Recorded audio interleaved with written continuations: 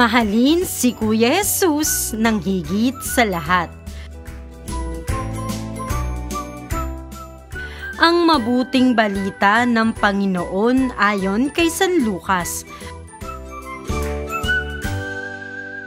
Noong panahong iyon, sumama kay Jesus ang napakaraming tao. Humarap siya sa kanila at kanyang sinabi, "Hindi maaaring maging alagad ko ang sinumang umiibig sa kanyang ama at ina, asawa at mga anak, mga kapatid at maging sa sarili niyang buhay ng higit sa akin. Ang sinumang hindi magpasan ng sariling krus at sumunod sa akin ay hindi maaaring maging alagad ko. Kung ang isa sa inyo'y nagbabalak magtayo ng tore, hindi ba uupo muna siya at tatayahin ang magugugol para malaman kung may sapat siyang salaping may pagpapatapos niyon? Baka mailagay ang mga pundasyon, ngunit hindi naman may patapos. Siya'y kukutyain ng lahat ng makakakita nito. Sasabihan nila, nagsimulang magtayo ang taong ito pero hindi na ipatapos. O sinong hari na makikipagdigma sa kapwa-hari ang hindi muna uupo at pag-aaralang mabuti kung ang 10,000 niyang kawal ay maisasagupa sa kalaban na may 20,000 tauhan? At kung hindi niya kaya, malayo pa ang kalaban ay magsusugo na siya ng mga kinatawan upang makipagkasundo. Gayon din naman, hindi maaaring maging alagad ko ang sinuman kung hindi niya tatalikdan ang lahat sa kanyang buhay.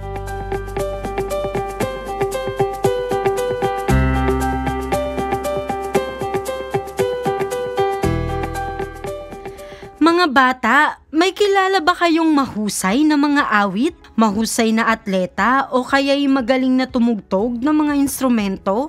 Paano kaya sila naging mahusay sa kanilang larangan? Mga bata, walang taong ipinanganak na mahusay na agad sa kanilang mga talento. Dahil ang totoo, para maging mahusay tayo sa isang bagay ay nangangailangan na dumaan sa maraming pagsasanay at tiisin ang hirap upang maging mahusay sila.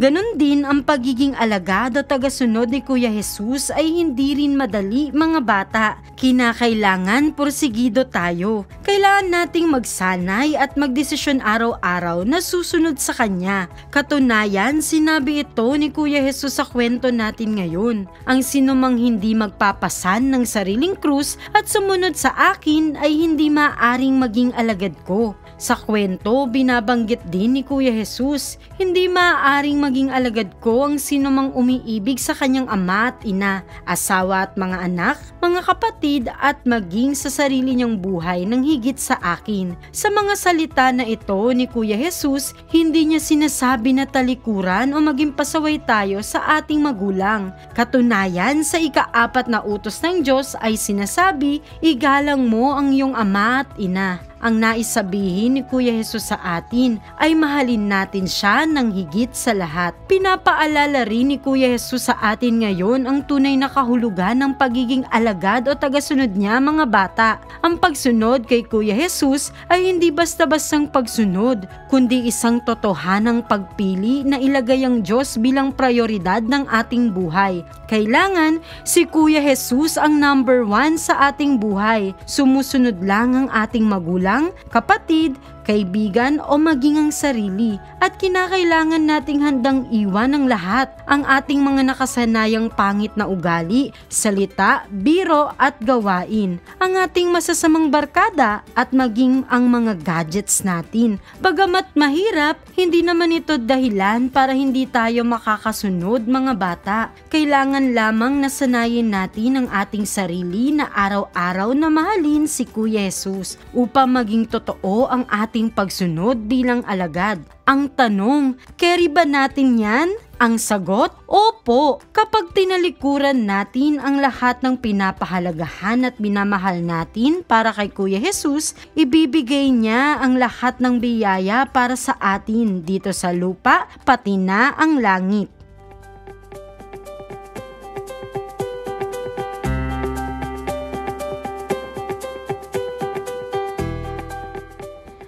Paano tayo masasanay sa ating sarili na mahalin si Kuya Jesus ng higit sa lahat? Una, palaging makikipag-ugnayan kay Kuya Jesus sa pamamagitan ng tuloy-tuloy na panalangin at pagsisimba, lalo na tuwing araw ng linggo. Si Kuya Jesus muna bago ang gadgets. Ikalawa, pagsisikapan magbago ang mga di magagandang ugali. At ikatlo, pagpapakita natin ng kabutihan sa lahat dahil nakikita natin si Kuya Jesus sa mga taong nakakasama at nakakasalamuha araw-araw.